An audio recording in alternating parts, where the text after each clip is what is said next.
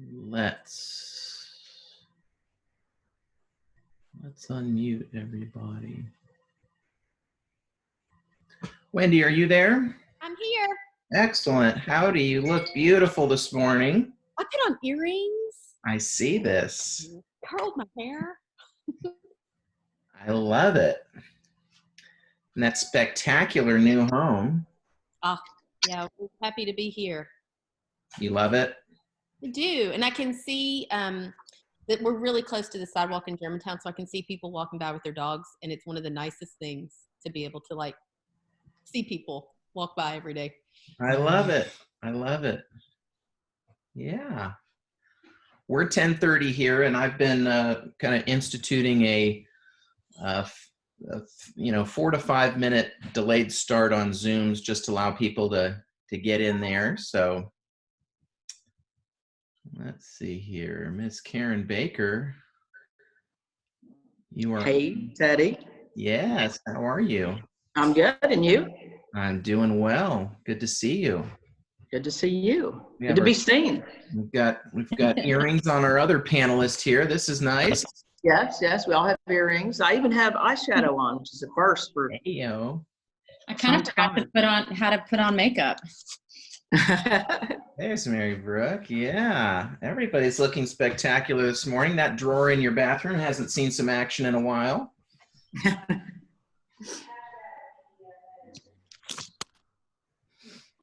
So as we've got about 20 people on here, and we will we'll start here in just a couple of minutes as we allow people to jump on here. And then what I'd like to do is we'll just keep it very conversational today. I'll ask some questions just about how you're engaging your clients, customers, prospects, vendors, things like that. Today we really want to go over creating impactful conversations and amongst this time and beyond. So I'm so thankful that you all are here. So appreciate it. I wonder if it'll allow me to play some prep music. I tried to get Tuesday to kind of be part of it with me, but she's not having it. She wouldn't come over and sit next to me. So. Does everyone know Wendy Monday has a dog named Tuesday? That's the truth.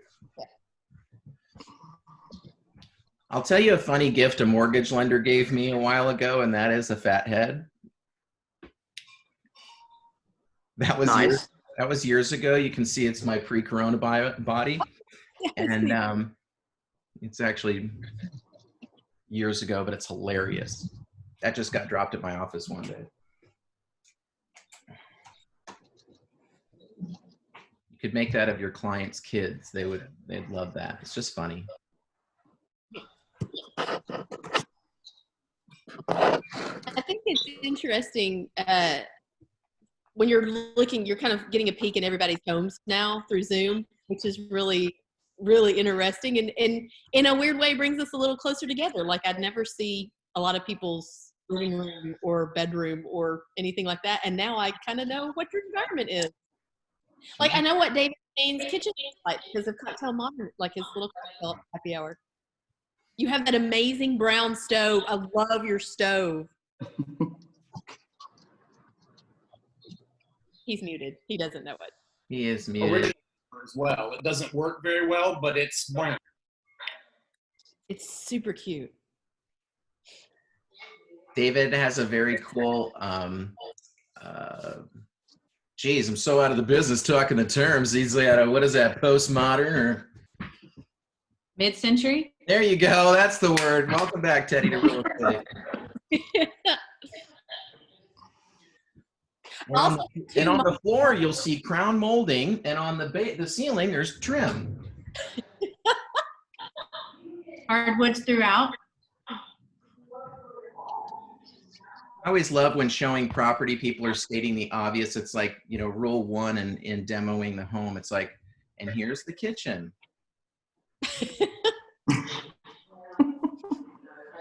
Silly.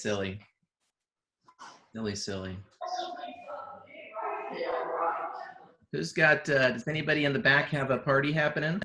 A little echo? My kids better be on at school. How is the homeschool going?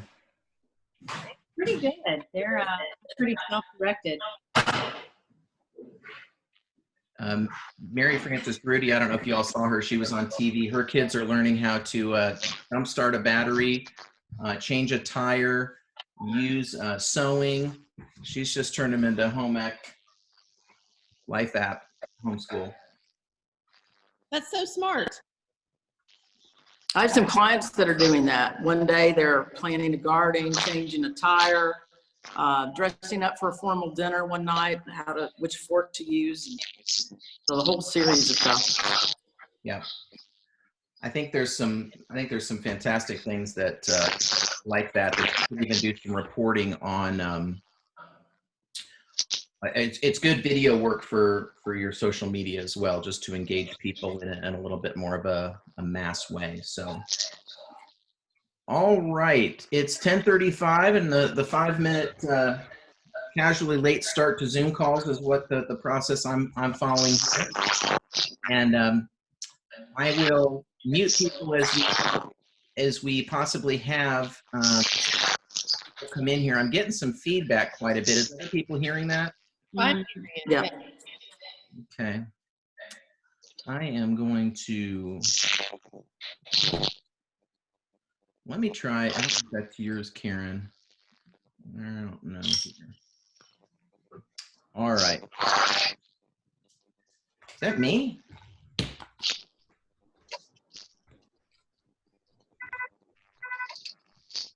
Is that me? If you want to try muting yourself, I think it's Maria. Maria, will you mind muting yourself? There you go. Thank you. It is. We'll have to unmute yourself when we bring you in for commentary. So,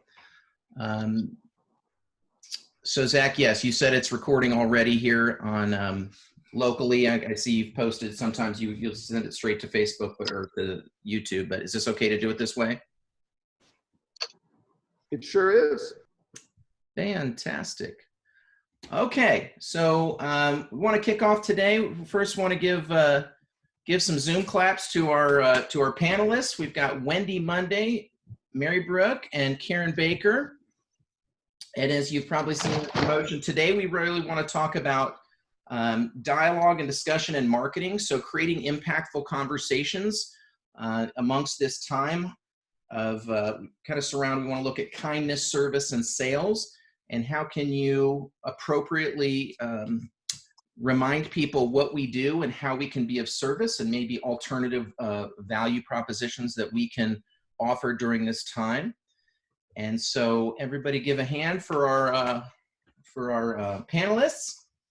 And I'll kick it off. We'll kind of keep it, again, very conversational, but let's start out with, let's start out with Wendy Monday, and kind of give us an overview of who are you calling during this time, and what are there key points that you're making. And basically on the premise of our topic here, I'd like you to just kind of openly share on what you've been doing during this time as far as with conversations. Okay. I've been talking on the phone a lot. I, in general, am kind of I'm a sharer on social media about my personal life and about my, and professionally, but I have noticed over the past 2 weeks that I talk more on the phone. I'm talking more one-to-one with people. The last thing I posted on Instagram was, if you want to talk about real estate, you should call me.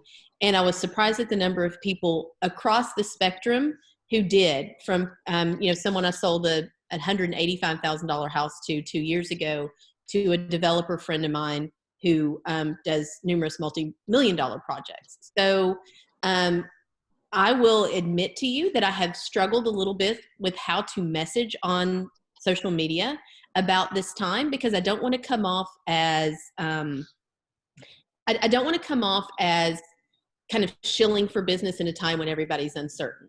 So what I want to do is kind of fall back on being what Ninja would refer to as, a trusted advisor. And that has, in the recent short term, meant talking on the phone. I've probably talked on the phone 5 hours a day for, the the past 2 weeks. And I split that time up between talking to people who have reached out to me or just reaching out to clients who were thinking about selling. And then I spend another half of that time talking to other agents because I need what I call boots on the ground info. As I told my sister the other day about the coronavirus, you could Google it any way you want to and get any information that you want to, depending on what you're looking for. And it's that way a little bit about statistics and about sales. I want to know what people who I trust, other agents that I trust, what they're feeling in the market. So I spend a lot of time talking to them and then distilling that down into some information I can give out to people who call me. So if, for instance, closings that all happened like last week at the first of the month or at the end of the month, closings are a bit of a lagging indicator, but pendings are something we can look as what's going to happen in the future. And if you go into RealTrax and go into showing time data and run those reports, it's important to really dig into that information to make sure that the information that we're pulling is distilled in a way that it's true and accurate. So I went so far as to ask them, when you're saying pendings, does that mean if something went out of contract and then went back into contract, are you counting that twice? And they are. So you have to kind of pull that out. Now, as of last Thursday, we were down in pendings about 20%, which really is not that remarkable a change in terms of sales, in terms of velocity of sales for a country that's under a stay-at-home order. But if you look at things that have been showing, say if you looked at it today, showings were down about 50%, but as you rose higher in the price point, that percentage of like difference in showings from this year to last year dropped significantly.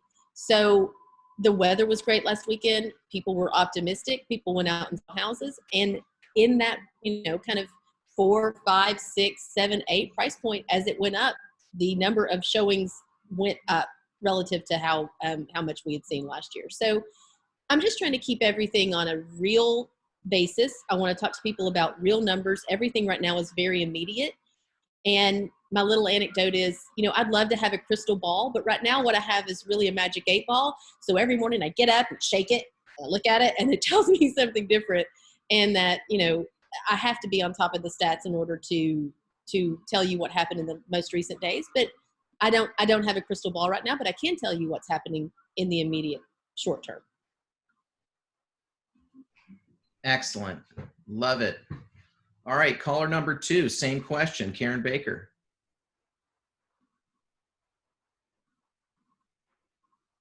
She's muted. Am I unmuted? So right now, I don't think things are that much different if you go back to our basic ninja principles, the conversations we're having right now with our friends and clients, and so our sphere, if you will. There's still those forward questions, the family, occupation, recreation, dreams. It's maybe you're tilting them a little differently. And the 2 most important things I think right now during this time, one is empathy, which honestly isn't that one of the most important traits all the time, whether we're having a pandemic or not, but empathizing. We all are concerned about someone. We all have people who have to go out there every day and work and or come in contact with people, or you're like me, I have elderly, my parents are both in their late 80s, so I'm worried about them. So we all have someone in our life that we're worried about right now. And when it comes to real estate, I think the most important thing is simplicity, and just keep it simple. The stats that we're sharing, make sure they're simple and easy to follow, and we're not getting too confused by the information, or not getting other people confused by the information that we're sharing with them. They're still interested about it. And I think our conversations about real estate are still going to happen organically the way they always have. Most people, if they know what you do for a living, they're going to eventually ask you about real estate. You don't have to push it. It doesn't have to be the first thing that you talk about. So again, it's kind of the basics. It's empathy and simplicity right now as we navigate through this. And just like Wendy said, I don't have a crystal ball. Some of us were here in 2008 and had the joy of going through that.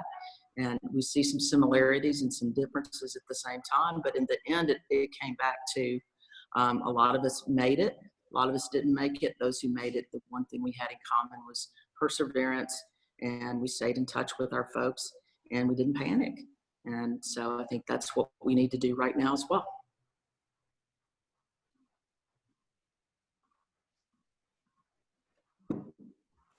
Awesome. Thank you, Mary Brooke. Sorry, I forget to unmute myself, so I'm trying to be responsible to mute and unmute myself. So, Mary Brooke, could we hear from you? Yes. So just kind of the same that, just keep it simple, keep conversations positive. The one thing people like to talk about is their biggest investment, and that is their house or their condo. And so you just, you try to talk openly and honestly about what we see, on a day-to-day basis. I still have people that are relocating and they have to put their house on the market. So they're trusting me to do it safely and confidently. And I think that's a lot of it, is just to try and be calm, because there's so much unknown and so much fear.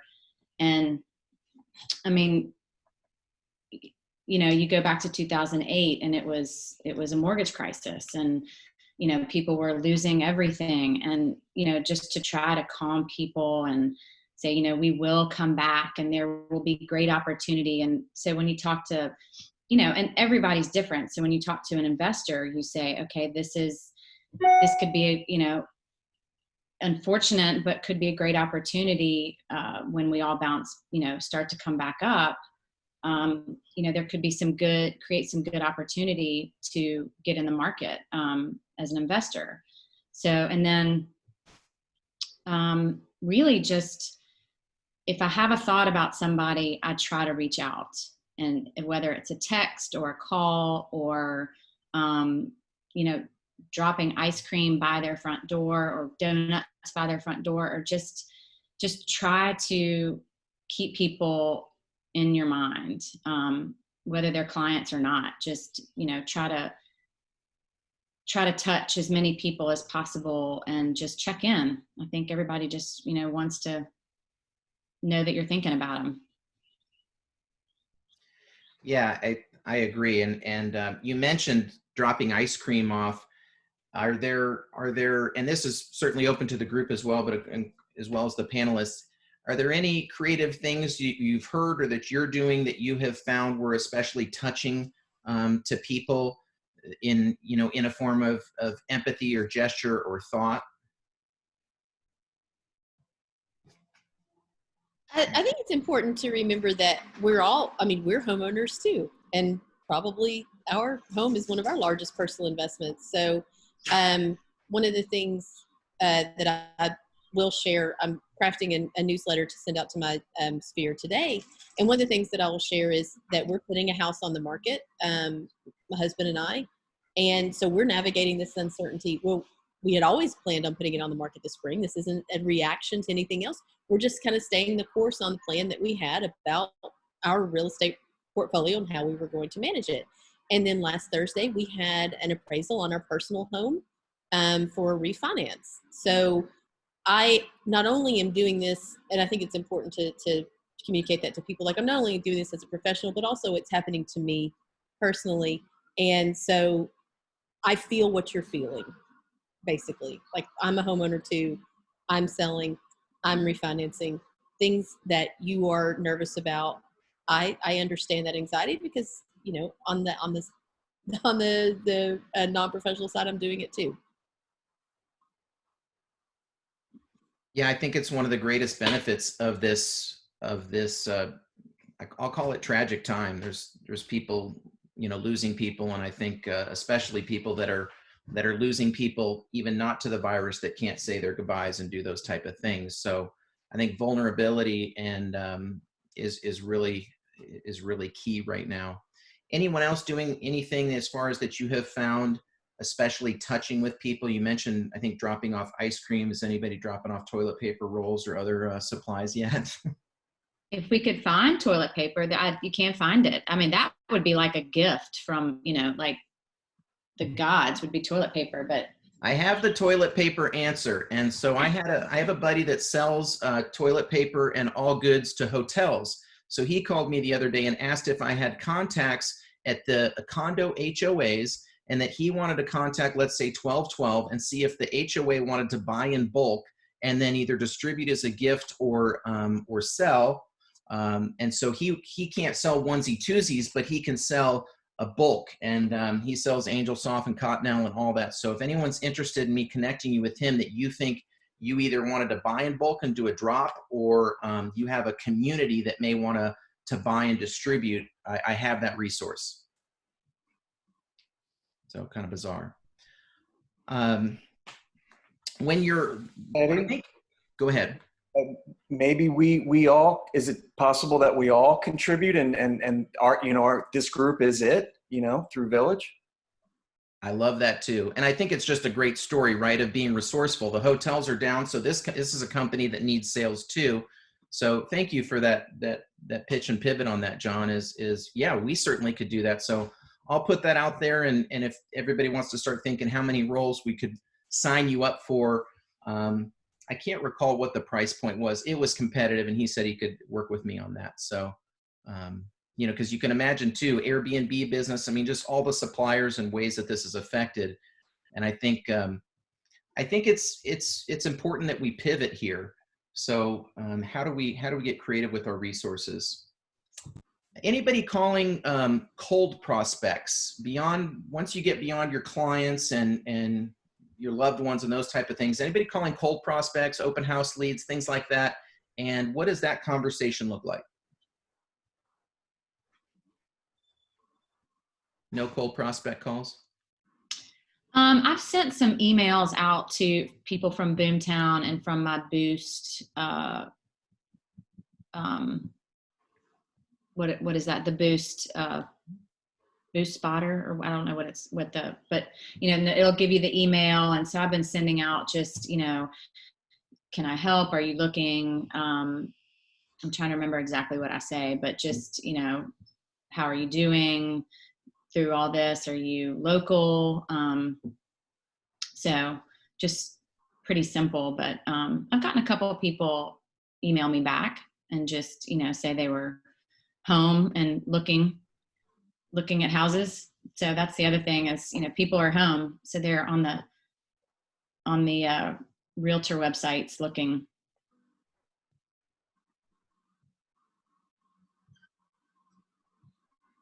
Sorry, anyone else? I think it's important to remember that everybody has a different level of risk tolerance or just perspective about things. I tell myself, or tell people a lot, I'm a little bit of a perspective junkie, so I'll talk to people all day long just to hear like, oh, what do you think? And what does this mean to you?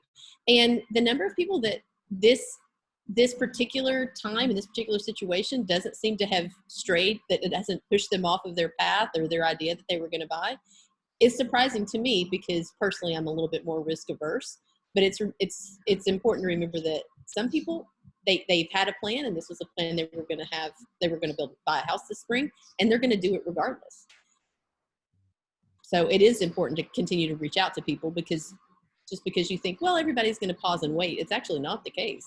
There are plenty of people who are not pausing at all. Mary Brooke and I are in a deal right now that I thought there would be a big pause on these people, and they didn't pause at all. It's good for us. I love it. Yeah, deals are being done, and I think that's what people need to be reminded of, because beyond the news of everything being stalled, or are we essential services, I think people are even more interested, because even if you're a renter, just how the housing is an easy point of conversation for people, but humanizing it and explaining how it's working now and what's going on with it, I think people appreciate and are of interest. Mary Brooke, you're talking about calling or sending emails to people, and I know in an effort to not be salesy, right? This is a time where we want to create share a lot of empathy and kindness, understanding, and offerings. Is there ways in which each of you are intentional and about how you remind people what you do or share with people what you do?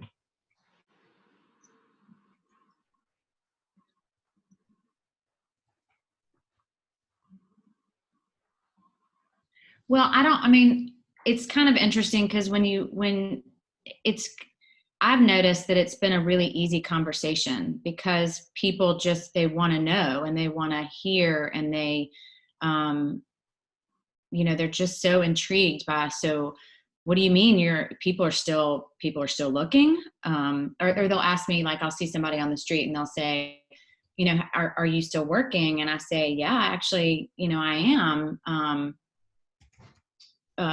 Actually, it's pretty busy right now. And, spring is the market is, spring market is here. And they're like, oh, well, what do you mean? People are still looking? I mean, they're just like, and I'm like, yeah, they're, the markets.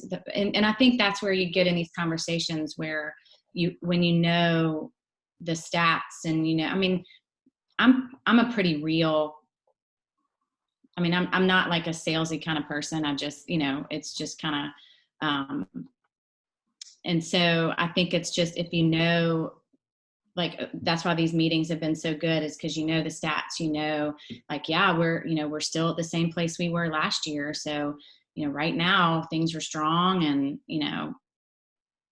I don't know. That kind of it's just kind of natural because people do want to talk about it.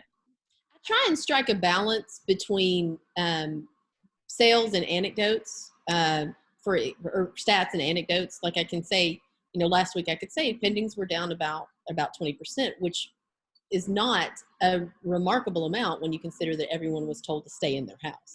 And that many people still went out and broke contracts. The data that Zach shared today about the number of things that went under contract in the last week is a pretty remarkable number. It shows a level of optimism, and optimism drives a market. If people are scared and they don't want to write contracts, that would just kind of snowball. It does not seem to be the case. But anecdotally, yes, when somebody is writing a contract now, I think that they are spending a lot more time projecting into the future about what the value of that house is going to be, and am I making the right move, and is this the right thing, and can you tell me if if I write this contract and buy this house now, is at the end of the summer, is this going to be worth 10% less? Things like that are things that are very on top of people's mind. And I would say, well, you're going to be in this house longer than at the end of the summer. You're going to be in this house for probably 5 or 10 years.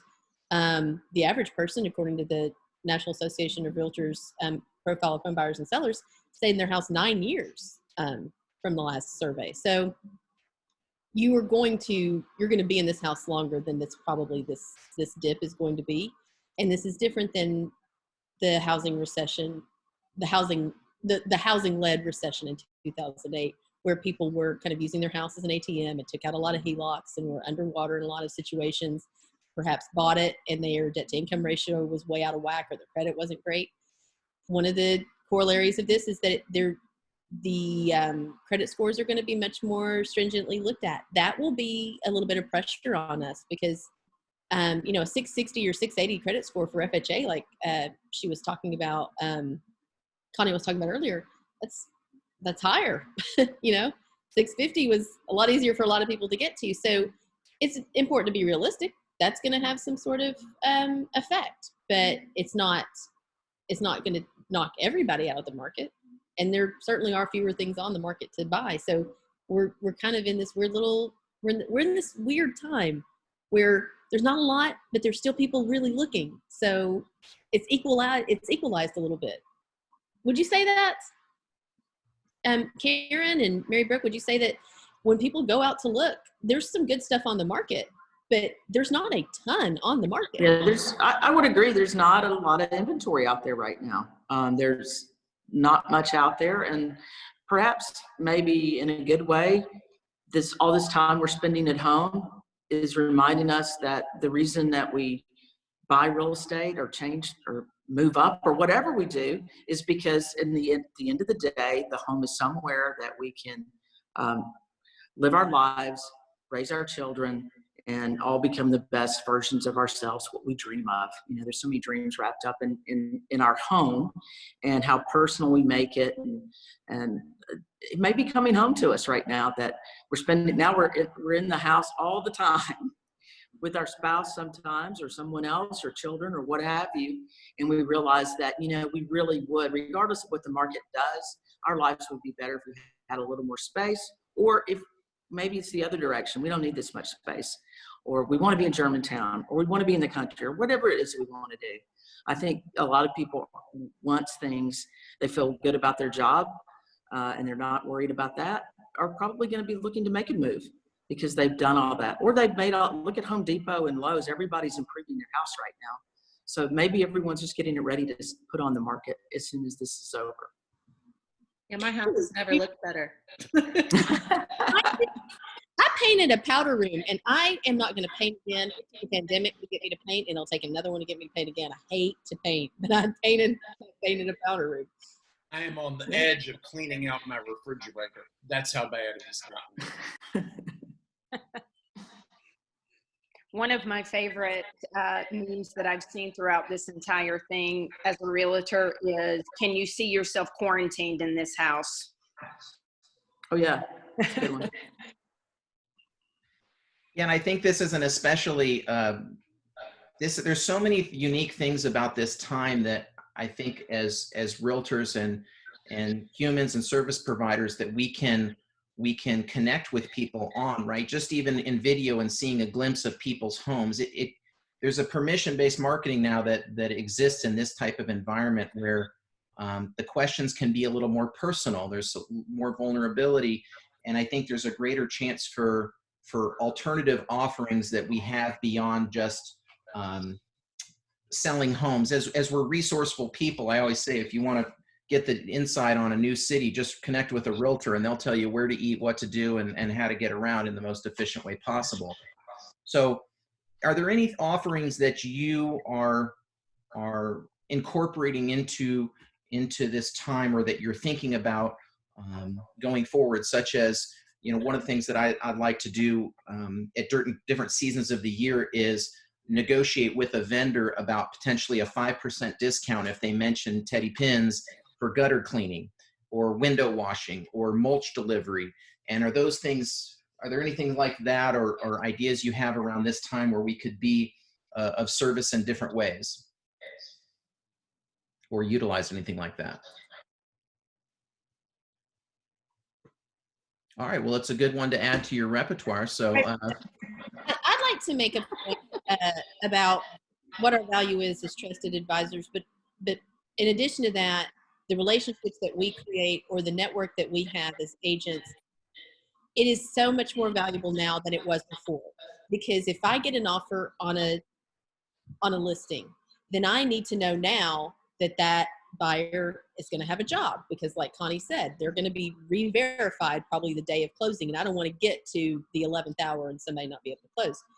I would love to be in a deal with another agent that I knew. I'd like to be in a deal with a mortgage broker that I knew. I want a level of trust and connection to the other side that I would have not, I would not have required in a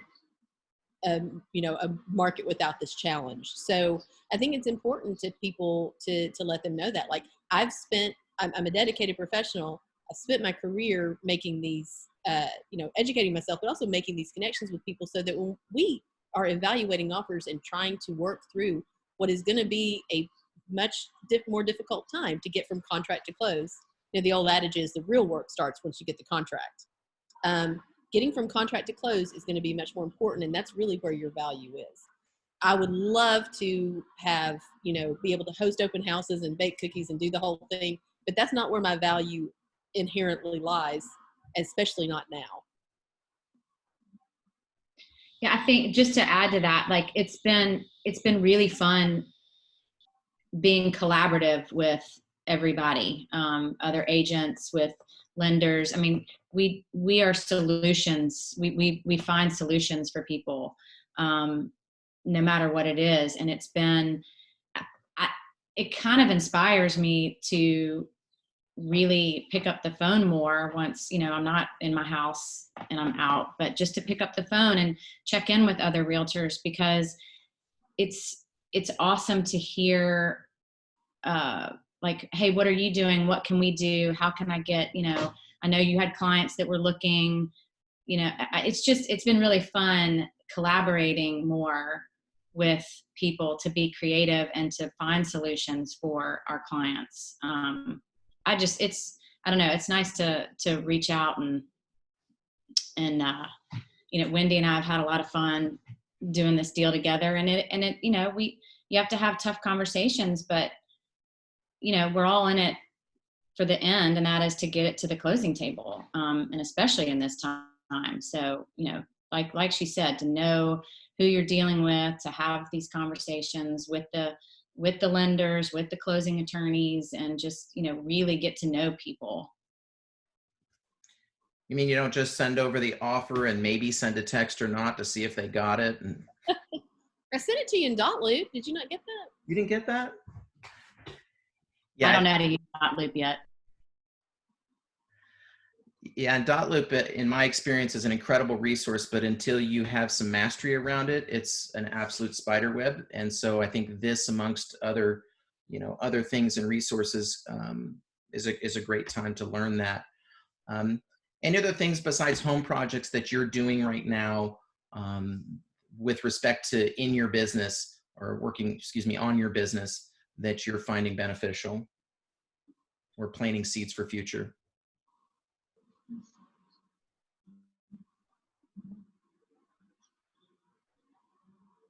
All right. So no, I'm the only one unmuted. I'm waiting for somebody else to say something.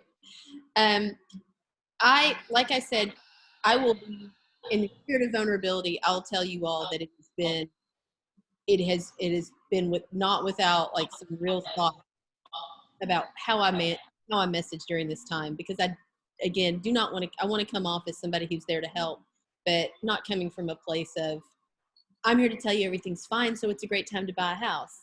I don't know that is, it's certainly just not how I feel. Everything's not fine. If everything were fine, we'd be like sitting at a table right now.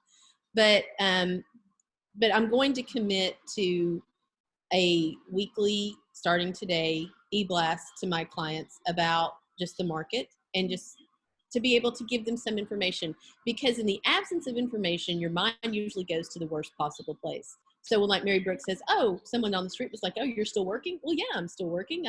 But why would they assume that? I wrote 3 contracts on Friday and Saturday. I couldn't believe it. But that's an interesting thing to tell people. There's a balance to strike where it doesn't sound like crowing, or where it's like not telling people that, oh, everything's going to be exactly the way it was. But I think that if you're honest and you're straightforward, that they trust you anyway. That's a good message to put out there. Mm-hmm. Absolutely. Karen, are you comfortable? I know I've been kind of muting and unmuting you. Are you comfortable muting and unmuting? All right, I just unmuted you. Sorry, go ahead. Yeah, I said I'm good, so you can unmute me. There's nobody else here right now. So. Okay, I didn't know if there may have been some feedback in there. So no, I'm good on that. So I think this is a great time to check in with people, because they will, when they spend all this time at home. So people are going to be ready to do something different. So it is good. And I talked to a client yesterday, and past client and friend, and that was one of pretty soon after we got past how her family was doing and were they working from home and so forth, was, are you still showing houses? That was one of the first questions that they had. So people are, like Wendy said, when there's no information out there, she was a little bit surprised. I said, yeah, it's kind of different right now. We're having closings where maybe we don't all sit at the table together, and we're showing houses and meeting people there and that kind of thing. So people are curious if we even are working. So I think it's important to strike that balance and let them know, yes, I'm still out here. The market's still the market. We're still showing houses and selling. Yeah, I think it's important to share with people the things we do besides just, talk on the phone and drive people around, right? Sometimes, TV shows don't quite capture exactly what we do. So I think this time it's important to share those things with people. And I know we've talked a little bit in sales meetings about things we can work on in our business. Like, I love the idea of the weekly newsletter or video. I think if you're not very comfortable with video, the Zoom should start to get you more comfortable with that. And really, we did a video class last week, and that'll be posted for y'all to review. But just getting started, right? It's sort of like the phone and having these conversations. If you're not sure what to say, just pick up the phone and say hello. That's a great way to start. Is there anything that you're in your that has surprised you that has come out of these conversations that you could share with others that you found that you could use in other conversations or was inspiring to you?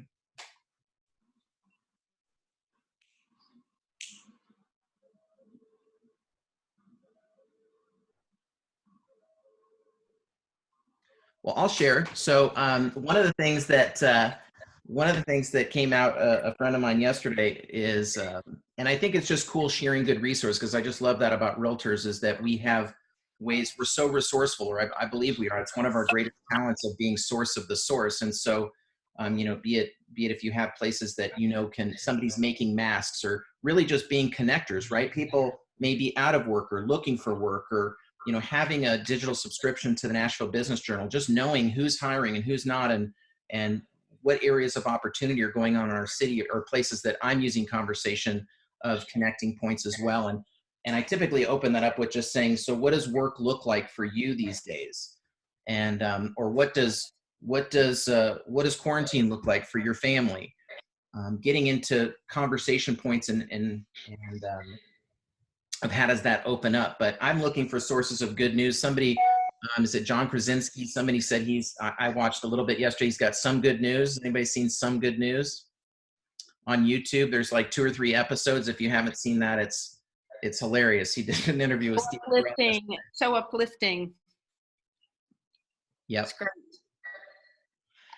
So I love just sharing those things with clients and prospects, and giving other touch points beyond just the important things as far as stats and data, but also things that we find are places for inspiration or joy or enjoyment, or creative home projects. I just think this is an opportunity for us to share and have a captive audience beyond what we've ever had.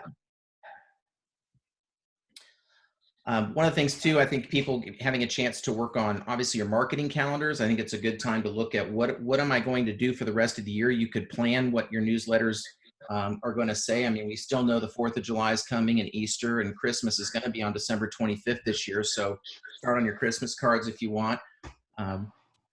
But I think those are other opportunities. Wendy, you mentioned about, as far as the market and the stats, where do you get most of your data? Is it sales meetings, or are there other places? Actually, for everyone, where do you keep up with your stats and data that you share with people, and how do you keep that top of mind for yourself? I'm pulling now from tracks the under reports market stats, which is actually tied into showing time. So you can get the showing stats there, and you can also get the market stats there. So I'm getting my stats from RealTracks, and then I will send that to. I have a couple different. I'm sure everybody has a couple different group texts of agents that you have going. I have 2 or 3, and I'll send those to my group text, and then we'll talk about it. And then we'll have a call about it. And that's why I tried to strike a balance between pulling data from MLS, but then also talking with people and getting boots on the ground and anecdotal evidence about what's going on. So that can kind of, everyone loves, exactly, that people love stats, but they really like the story. They really like to hear how something went in real time or in real life. So, saying pendings are only down 20%, which is actually pretty good, or saying showings were up last weekend, and I think actually part of it's attributed to the weather. Then you can say, I listed something on Friday and it went under contract on Saturday, and I thought that was, a pretty good indicator that the market is moving. I'm a big fan of stats by price point, because I think almost always we have dual markets going on all the time. Things are moving at a certain price level, whether the market's, up or down or sideways or in neutral. There's always stronger parts of the market. And there's always opportunities, not instead of saying weaker parts of the market, but there are always opportunities. And if you can identify the opportunities in the market, that's some good news you can share with people, because You know, when the market was down before, the tremendous opportunity was in that higher price range, the bigger homes. Those were the best values. That could be happening again now. I don't know. It's too soon to say. But we know that the under 500 market is extremely active, and we know that the very high-end market is not nearly as active. So I think over the next few weeks, we're going to see some opportunities develop in our market here. And there's going to be some opportunities for people who want to do something different. What do you, when someone, a seller, or you follow up with a listing prospect that you know may have wanted to sell, and they say, when should I sell this year? How do you answer that? I think it depends on the price point. I have one I'm going to get the paperwork signed today on, we were going to list at about 525, and now that things have changed, we're going to list at 499. And under normal times, I would say we're definitely going to get multiple offers. I don't know that we're normal right now, so I'm not certain we're going to get multiple offers, but it's a good listing to have because number one, it's a great home. It's well taken care of. And right now, honestly, she's moving out today, so it's going to be vacant. So I think more people are going to be comfortable looking at it and coming in and seeing it in person as opposed to just trying to get a feel for it in the video and so forth. So I think it kind of depends. And likewise, I took one off the market today that was 1.75. So I think it just kind of depends on what price we're talking about and who we're trying to hit. I think it's important to remember too, if you have a listing and you get an offer and it's significantly under what you were hoping for, the way you frame that to the seller is, there's some uncertainty right now. And of course the instinct is to try and capitalize on that or to try and make it gap because they're not in competition. You would probably have that instinct as well. That doesn't matter, or that doesn't mean that you have to drop down the price or that your house is worth so much less. It just means you counter like you would, at what you think the property is worth and move forward through that process. And understand it's a human instinct to make the ask. And it's not personal. It's not indicative of some massive drop in the market. It's just the perception of less competition, and they're going to make the ask. Any different strategies that you're sharing with them that we consider as far as plan to market? So how are we going to go about this differently versus 2 months ago? Well, I put one on the market and we didn't have the opportunity to take professional photos, which really hurt my heart a little bit. I did not want to list something about professional photos, but we just didn't have the opportunity to. We also didn't have the opportunity to do like all the painting and stuff like that, but I had my licensed bonded handyman go over and give us a quote on all the things that we would have done if we'd had the opportunity to have a bunch of people in the house. So when we get to that point with any contract of like, oh, well, or with any buyer, honestly, like, oh, well, this needs to be fixed or this thing needs to be touched up. I'm like, oh, because we all know if somebody looks at $100 repair, they think $1,000 off the price in their mind. I have a written estimate of exactly what all those things will cost. So while we didn't get to do it in practice, I have it in writing what it will cost to do it. So there's different ways to prep. And I also call everybody before they go see anything, especially if it's an occupied listing, and make sure that they've looked at the walkthrough video that we did and that their buyer is serious, because everyone gets to do whatever they feel comfortable with. On the spectrum, I am probably more cautious rather than less. And I say, if going in this house and you like the inside of it, it's going to make you want to write an offer, let's go do that. If this is more of a casual thing or a little bit more of I'm just trying to get some laps in and see some houses and kind of figure out what it is that I want, this is not the time for you and I to do that together. And if that, isn't something that they're excited about, that's fine. I'll just have to find somebody else to show houses to in a few weeks. So true. So true. I think Matterport stock probably went through the roof. If you've considered Matterport, I always thought my strategy was I didn't love videos. I didn't like 360 spin arounds because I thought you can show too much. You just want to tease you with beautiful photos. And I think sometimes when people had the chance to go in homes, the video tours I thought were could be dismissive of a prospect, but now I think it's almost imperative. Anyone disagree? Especially for an occupied home. I want them to have done, even if it was just my seller taking a walkthrough video. Like, I want the person who's going to see it to have some idea about what it looks like inside, so that they're not, you know, if it's just not, if there's a deal breaker in the house, I want them to, if it's an occupied house, I'd rather they didn't go rather than exposed my seller and their family. Excellent. Anything with, let's say, people that you know want to sell, or we're thinking of selling later in the year or next year, that your discussion points that you're having with them now?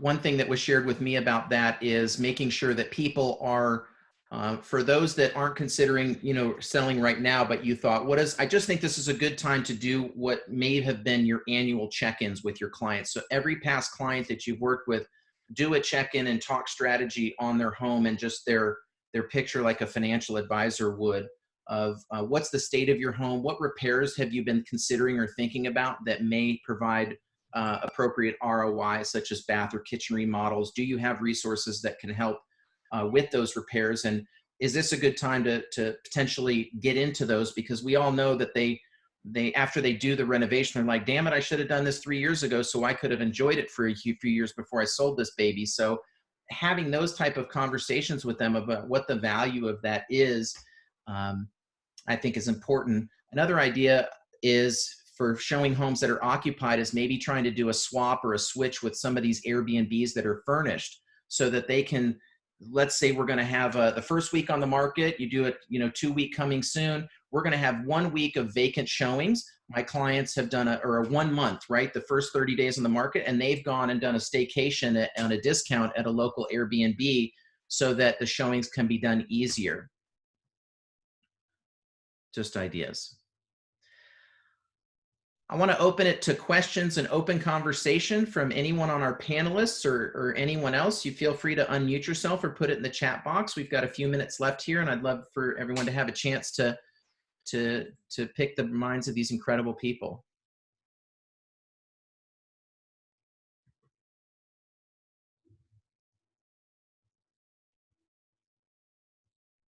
Bueller, anyone?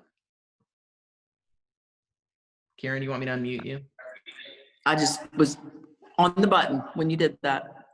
Yeah, I think that's a terrific idea of the staycation and check in with people on showing the houses. Anything you can do to make them feel more comfortable about their house being shown, or make other people feel comfortable coming into the house, I think is important right now. I know there's some vagueness in the Franklin rules right now about whether or not you can do in-person showings.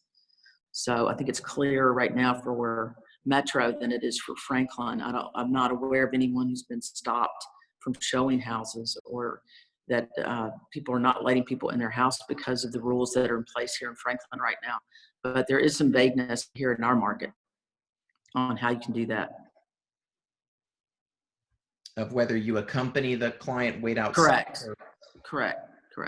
Of whether or not that's essential business. I think it's defined right now as a final walk is essential, but would that include an initial showing of the house? Teddy, I've got 2 people who are living in an Airbnb right now while their houses are getting prepped to put on the market. Fantastic. Was that something that you suggested, or did they know someone, or how did that connection come about? One was my suggestion, and one was they had people that they were at the beach with some people who had an Airbnb. They came back from the beach and just never went back home. So they've been staying at a B&B. Love it. Yeah. Ever a time for that? It would certainly be now. We had a question from Sylvia. She said she'd love any feedback about preferred virtual video / Matterport, and why. I used Matterport for the last 2 listings that I had, and I hadn't used it before. Similar to what you said, Ted, like, I think that sometimes it's too much. You don't want to just give away the whole thing. You want people to go in and experience the house because they feel different when you're in them. But we're at a time now where we need to do the Matterport, and I like that you can walk through. So I use Studio Buell for photos, and then I use they have a Matterport vendor, and that's who I used. Anyone else of your photo or video resources that you use? I use Studios, I think it's 615 Studio or Studio 615. They do a really good job. They do a drone video too, so that you can see the neighborhood. And then they do this outline of the property, so you can see actually the grounds, which is really nice. I've seen a couple of those recently. Did they just start doing that? Or it seems like I didn't see them at all, and then all of a sudden I saw like 4 or 5 right at once. I used them, one of my co-listing agents on a house I have on Bradford, he uses them for land deals. And I was like, oh, can you do this in a house? And they pull out their drone and they drone through the house. It's pretty cool. And then they play cool music too, which I like. I work for Studio Buell. I do photography as well. And we do have a drone as well. And just to chime in, we still are taking photos. There's still photography going on, but we're requiring that the client is not there, and usually the agent is not there as well, or we just touch base 6 feet apart outside, and then we come in and do the photos. And so I'm still working. It's still happening, the photos. So yeah, it's inspectors and photographers best, it's their Super Bowl. Nobody gets to come and piss us off and get in our way. So which is probably some good practices that we want to make norms, right? I think there's some things about all this that will carry forth and will be a new way of doing things. I think some other ideas too of things to do with your time and creating content. I think there's just content abounds right now, but you have maybe a little bit more time. But go do a video tour of a neighborhood. Just do some highlights, some still shots of a neighborhood, and start building your library. I think this is something too that the photography companies could be doing too, with some drone work, like just featuring Sylvan Park, Germantown, all the neighborhood spotlights, and then being able to kind of share that content. This is a good way to start building your library for that. And Mandy, I made a note, if you could post a link to your work and Studio Buell, and maybe we can direct some work your way. We appreciate your service too. Thank you. Thanks. Yeah. Anyone else? We've got 3 minutes left. We don't have to go to the end here, but I certainly appreciate seeing everyone's smiling faces and participation. We had a great showing today. Any final parting points from our panel or questions? Ted, I have a question if you can hear me. We can. Go ahead, Fred. I had a client ask what we think values will be at next year. Is there any way to project that or give them an opinion on that? They're planning ahead on a sale.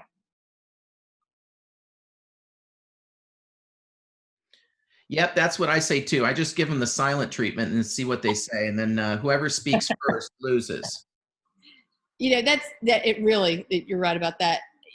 One thing that I've gone back to time and again is the FHFA chart from, gosh, was it 2000 all the way through now, that Zach had created a while ago. And you see, even in the depths of the recession, we lost very little value. I'm not sure how this particular recession is going to go, and the stock market values and the unemployment numbers, who knows how that's going to work out. But even in the worst recession that we've had to date before this one, stock values or home values in Nashville went down very little. And I can share that, or Zach can share it, he's probably on here, can share that chart, and you can see that, it was more like a 2 or 4% in 1 year rather than 10%. Like, we're not going to see, I don't think, a giant drop in housing values. But I also don't have a crystal ball. And when you say 2 to 4%, are you talking about a drop or increase? And in the depths of the recession, I think that it was like a 2 or 4% in the worst year that we had. Okay. Thank you. Increase, silly wabbit. Are you out of your mind? Who thinks that we're increasing? How about any comments on folks that own short-term rentals? Do you have people calling that want to sell? And how do we think that this situation impacts the value of their properties? Oh, I'd love to hear what people have to say about this. I didn't sell a lot of short-term rentals to investors, so I'd love to hear what anybody else has to say.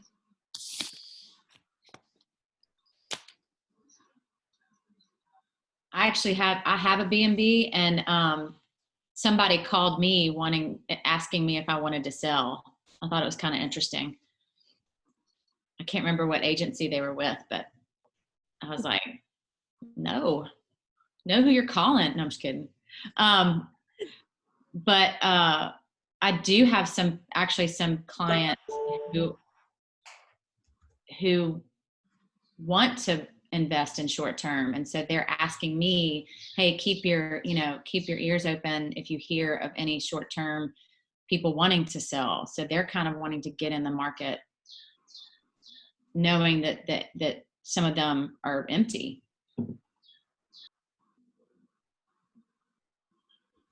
Anyone else on in our participants here dealing with owners of short-term rentals and their considerations or questions, how you're handling questions on value change? Because many of those paid a premium to have that right and ability, or conversations you're having on when tourism comes back or what we can do during this time.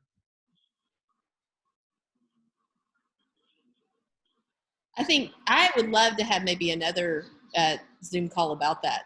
Colin just wrote, David Doris might be a good resource for that. And I think that would be really interesting, because people ask me that question a lot. How are short-term rentals going to flood the market? Yep. And there's a lot of heads nodding. So I think that we'd all like to know what's going to happen there. Yep. Grant Hammond seems to be leading him, and I know Deborah Volley, like they seem to just be in the mix of it big time. David as well. Yeah. Yep.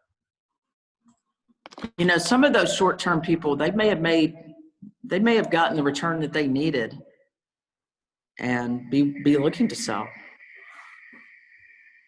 Yeah.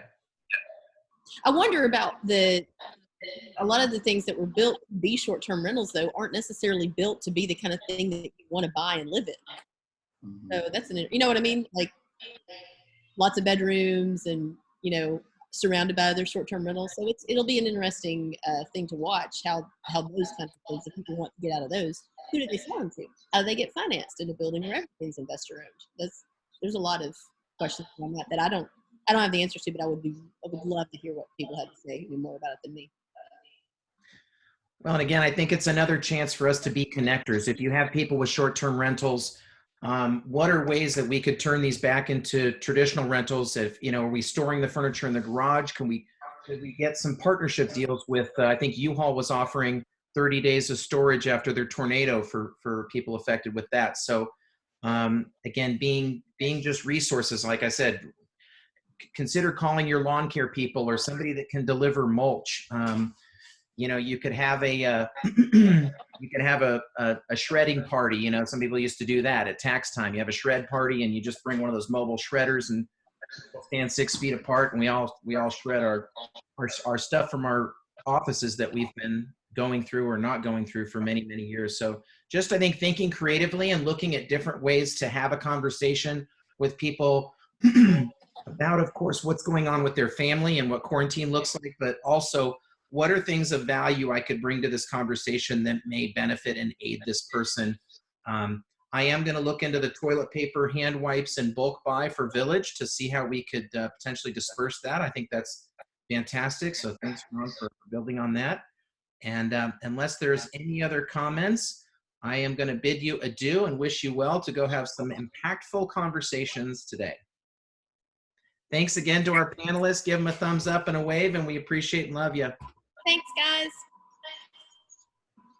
Take care, you all. Be good to each other.